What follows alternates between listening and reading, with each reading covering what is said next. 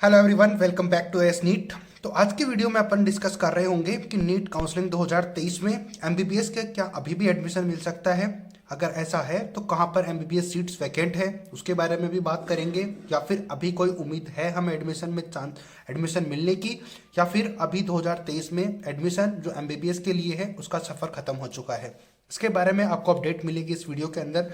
लेकिन उससे पहले सब्सक्राइब कर देना चैनल को और लाइक कर देना अभी से देखना स्टार्ट कर दिया है तो, क्योंकि इस तरीके की अपडेट्स हमने आपको पूरी काउंसलिंग के थ्रू दी है और इसी तरीके से देते भी रहेंगे। नीट 2024 से रिगार्डिंग भी हम आपको अपडेट देते रहेंगे। वो सारे कॉलेजेस जहाँ पर कट ऑफ कम रहती है वो भी हम आपको बताएंगे, लेकिन आपको चैनल को फॉलो करना होगा। बाकी नीट 2024 की प्रिपरेशन में भी हम आपकी हेल्प करेंगे इस चैनल के थ्रू। वो किस तरीके से की जाएगी वो आपको आने वाले टाइम में पता चल जाएगा, किस किस तरीके से हम आपकी हेल्प कर रहे होंगे।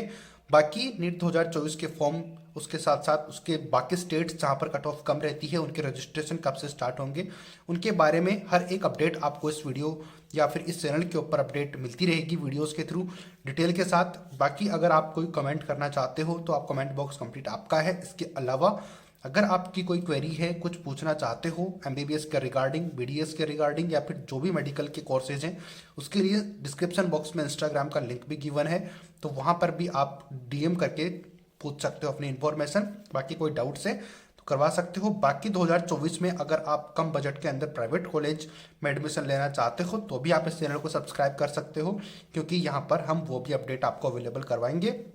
तो सारी डिटेल आपको एक ही वीडियो में मिलती रहेंगी नीट की प्रिपरेशन के लिए। इसके साथ साथ नीट के जो प्रिपरेशन के साथ साथ नीट की काउंसलिंग कैसे होती है, कैसे एमबीबीएस में एडमिशन मिलता है, बाकी कोर्सेज में सारी अवेलेबल होगी। तो स्टार्ट करेंगे वीडियो को बिना किसी देरी के। तो चलो बताता हूँ मैं आपको सारी डिटेल्स। तो बात करें NEET counselling for MBBS admission 2023 के सभी राउंड्स अभी खत्म हो चुके हैं। जैसे कि आपको पता है कि एमसीसी का राउंड्स खत्म हो चुके हैं, जो भी थे जिनकी पॉसिबिलिटीज थी वो खत्म हो चुके हैं। 7 नवंबर लास्ट डेट थी, जो कि एक्सटेंड भी हुई। मैंने आपको अवेलेबल जानकारी उसकी करवा दी थी सोर्ट्स के थ्रू, और अब ओनली रिपोर्टिंग चल रही है। जी हाँ, आपको पता है कि रिपोर्टिंग अभी चल ही रही है। तो जिन जिन स्टूडेंट्स को, वो स्टूडेंट्स बोल भी रहे थे कि अभी हमारा रिपोर्टिंग कार्ड आया नहीं है या फिर अलॉटमेंट लेटर हमारा आया नहीं है, तो उसकी चिंता नहीं है, सब कुछ आपको अवेलेबल हो जाएगा। अगर एडमिशन मिल गया है तो बाकी चीज़ें तो ऑटोमेटिकली हो ही जाएंगी। अभी बात करते हैं बाकी चीज़ों के बारे में कि किस तरीके से अभी बाकी जगह पर सीटें अवेलेबल हैं या फिर नहीं, या फिर अगर आपको ऐसा बोला जा रहा है तो वो कितना ऑथेंटिक है कितना नहीं है वो भी बताता हूँ मैं। बात करें एमसीसी या फिर ऑल इंडिया कोटे की प्रोसेसिंग की, सभी सीट्स एमबीबीएस की खत्म हो चुकी हैं। अभी बात करें तो आपको ये बात ध्यान रखनी है कि एमबीबीएस की सारी सीटें खत्म हो चुकी हैं ऑल इंडिया कोटे की तरफ से। और अगर अभी भी आपको एमबीबीएस में एडमिशन और सीट दिलाने की बात कोई कर रहा है या फिर आपके माइंड में है, तो वो इस उम्मीद में हो सकती है कि आप तो स्टूडेंट्स कोई सीट छोड़े तो आपको वहाँ पर कोई सीट दिलाई जाए, या फिर आप भी यही उम्मीद कर रहे हो कि कोई स्टूडेंट अपनी सीट छोड़े और हमारा नंबर वहाँ पर लग जाए। तो इस उम्मीद में आप हो तो ये भी हो सकता है कि आपको किसी न एक स्टूडेंट को सीट मिल जाए, बट बहुत कम चांसेज हैं कि इस राउंड में आपको कोई सीट छोड़ी हुई मिले या फिर आपको कोई सीट छोड़कर आपको अपनी सीट दे। क्योंकि आपको पता है कि अगर आप यहाँ से कोई सीट छोड़ते हो तो आपको फिर नीट 2024 का एग्ज़ाम आप दे नहीं पाओगे, क्योंकि अगर आपने ऑल इंडिया कोटे की काउंसलिंग में पार्टिसिपेट किया है तो फिर आप नीट 2024 का एग्ज़ाम नहीं दे पाओगे। तो ये आप छोड़ सकते हो उम्मीद, या फिर आपको कोई बोल रहा है कि हम आपको सीट दिलाएंगे अगर कोई बच्चा सीट छोड़ता है तो सीट छोड़ने वाली बात तो यहीं पर ख़त्म हो जाती है कि कोई सीट नहीं छोड़ेगा। क्योंकि अगर उसके माइंड में ये होगा कि मैं नेक्स्ट ईयर एग्ज़ाम देके कोई अच्छा कॉलेज ले लूँगा, तो कॉलेज तो वो तब ले पाएंगे जब को सीट को वो एग्ज़ाम दे पाएंगे। आ गई बात इतनी समझ में, तो यह बात आपको क्लियर हो गई है कि सीट कोई छोड़ेगा नहीं। अभी बात करते हैं नेक्स्ट। लेकिन अभी बात करें तो अभी स्टेट कोटे की एमबीबीएस सीट्स के लिए काउंसलिंग चल रही है, जो कि आपको पता है कि 15 नवंबर लास्ट डेट है रिपोर्टिंग की। तो 7 नवंबर से स्टार्ट हुई थी, तो बहुत से स्टेट्स के अंदर चल भी रही होगी, या फिर 7 नवंबर से स्टार्ट होनी थी, जो कि मोस्ट ऑफ द स्टेट ने ऑफलाइन ही कंडक्ट करवाई है, तो उसका डाटा आपको अवेलेबल नहीं होता है। तो ये आपको बात पता चली कि अगर ऑफलाइन कोई चीज़ है तो उसका डाटा आपको पता चलेगा नहीं, क्योंकि ऑनलाइन होता तो आपको सब पता चलता, बट ऑफलाइन है तो आपको किस तरीके से पता चलेगा। अगर आप जिस स्टेट के हो तो वहीं पर जो नोडल सेंटर होता है, मेनली जो एमबीबीएस के एडमिशन होते हैं, जैसे कि अगर अपन बात करें राजस्थान के लिए, तो राजस्थान के अंदर जो डेंटल कॉलेज होता है जयपुर में, वहाँ पर नोडल सेंटर होता है कि जो ऑफलाइन काउंसलिंग होती है एमबीबीएस से बीडीएस बाकी कोर्सेज के रिगार्डिंग, वो वहीं पर होती है। तो इसी तरीके से आपको आपके स्टेट में पता होगी कि कहाँ पर ये सारी चीज़ें होती हैं। तो इस तरीके से आपको पता होनी चाहिए। तो लेकिन अभी जितनी भी काउंसलिंग है स्टेट की वो ऑफलाइन हो रही है, तो उसके बारे में डाटाज अवेलेबल नहीं है। अगर बात करें एमबीबीएस सीट मिलना भी एक बहुत बड़ी बात हो चुकी है, जबकि 1 lakh plus MBBS seats all India में अवेलेबल थी। तो आपको पता है कि इस साल कितनी ज़्यादा मिसमैनेजमेंट हुई है एमबीबीएस सीट्स के एडमिशन से रिगार्डिंग, या फिर बात करें तो नीट काउंसलिंग के रिगार्डिंग कितनी ज़्यादा चीज़ों के लिए उसको उलझाया गया है। और ये रीजन होने की वजह से अभी काफ़ी ज़्यादा प्रेशर्स हम लोगों की तरफ से, जैसे कि हम वीडियो बना के आपको अपडेट करते रहते हैं कि क्या क्या पॉसिबिलिटीज़ हुई हैं, कहाँ पर सीट अवेलेबल है, कहाँ पर सीटें ब्लॉक हुई हैं। तो उससे आपको फ़ायदा हुआ था कि एमसीसी ने दोबारा प्रेशर में आके उन्होंने एक राउंड कंडक्ट करवाया, जो कि अभी ख़त्म हो रहा है ऑल इंडिया कोटे का, बाकी स्टेट का भी चल रहा है।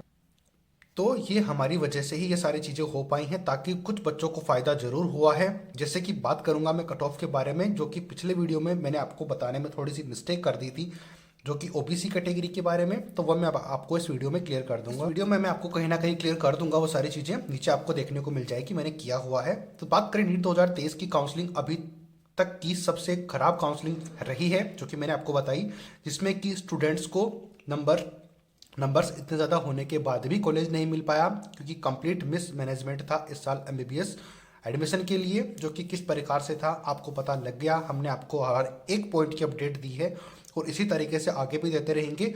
अगर आप इस चैनल को सब्सक्राइब करके रखते हो, बेल आइकन को प्रेस करके रखते हो, तो आपको सारी चीज़ें टाइम टू टाइम पता लग पाएंगी और आपको डेफिनेटली कॉलेज मिल पाएगा अगर आपका स्कोर इतना है तो। बाकी बातें मैं बताता हूँ आपको। पहले मैं आपको कट ऑफ बता देता हूँ कि जो लास्ट कट ऑफ फाइनल रही थी वो कितनी रही थी, और मैंने थोड़ी बहुत मिस्टेक करी थी वो क्या की थी। तो देखो ये कट ऑफ रही थी यहाँ पर नीट 2023 के लिए ओपन कैटेगरी में 23,674 609 मार्क्स की कट ऑफ रही थी, जो कि मैंने आपको बताई थी। एडब्ल्यूएस में 25,013 607 मार्क्स की।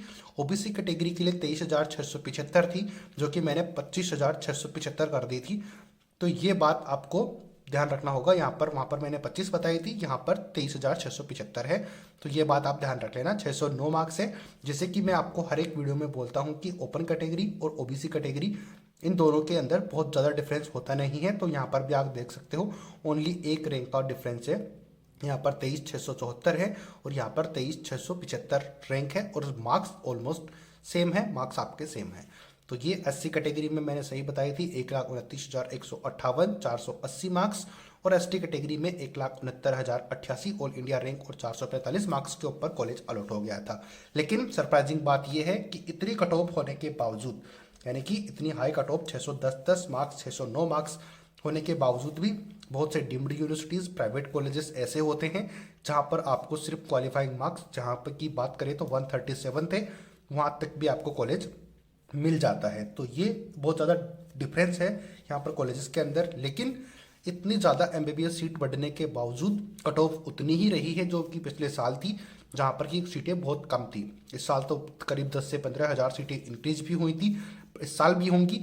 बट अगर मिस मैनेजमेंट होती है तो बहुत ज़्यादा नुकसान हो सकता है। तो आपको ये मेक श्योर करना चाहिए, अगर आप 2024 के लिए भी प्रिपरेशन कर रहे हो, तो आपको राउंड फर्स्ट, सेकंड, थर्ड या फिर most probably fourth, in round के बीच में अगर आपको कॉलेज मिल जाता है तो वेल एंड गुड। अगर लास्ट राउंड के बीच में आप फंस के रहोगे तो वहाँ पर प्रॉब्लम्स हो सकती हैं। तो ये थी सारी डिटेल्स कि कहाँ पर कॉलेज अवेलेबल है। तो बात करें कि मैंने बताया था कि सीट कहाँ पर अवेलेबल है, तो स्टेट्स के अंदर सीटें अवेलेबल हो सकती हैं उनका, जो कि मैंने बताया कि ऑफलाइन डाटा है तो उसका आप पता होगा नहीं। आप जिस स्टेट से हो तो वहाँ से आप जाके जहाँ पर रजिस्ट्रेशन या फिर काउंसलिंग करवाई जाती है वहाँ पर आप इसका पता कर सकते हो। इसके अलावा ऑल इंडिया में कोटे में कहीं पर भी सीटें अवेलेबल नहीं है, तो आप उम्मीद ये मत करो अब इस टाइम पर कि ऑल इंडिया कोटे में आपको कोई सीट अवेलेबल होगा। तो अगर कोई आपको बता रहा है तो वो गलत इन्फॉर्मेशन है, जो कि मैंने बता दिया कि किस तरीके से वो बता रहे हैं और आप भी किस तरीके से उम्मीद कर रहे हो। तो आई होप कि आपको सारी चीज़ें अपडेट्स आपको मिल गए होंगे। अगर आपको यहाँ तक वीडियो पसंद आया है तो लाइक कर देना, चैनल पर नए हो तो सब्सक्राइब कर देना। वो इसलिए क्योंकि आने वाले नेक्स्ट टाइम पर आपको हम बेटर कॉलेज दिलवा पाएँ, उसके लिए आपको इसको सब्सक्राइब करके रखना पड़ेगा, तभी आपका फ़ायदा हो पाएगा। तो आई होप कि सारे पॉइंट्स मैंने क्लियर कर दे हैं। इसके अलावा आपके कोई डाउट्स हैं, आपकी कोई प्रॉब्लम्स हैं, तो आप डिस्क्रिप्शन बॉक्स में इंस्टाग्राम की आईडी है, वहाँ पर डीएम भी कर सकते हो या फिर कमेंट बॉक्स में कमेंट कर देना। तो मिलते हैं नए अपडेट नए वीडियो के साथ। जय हिंद।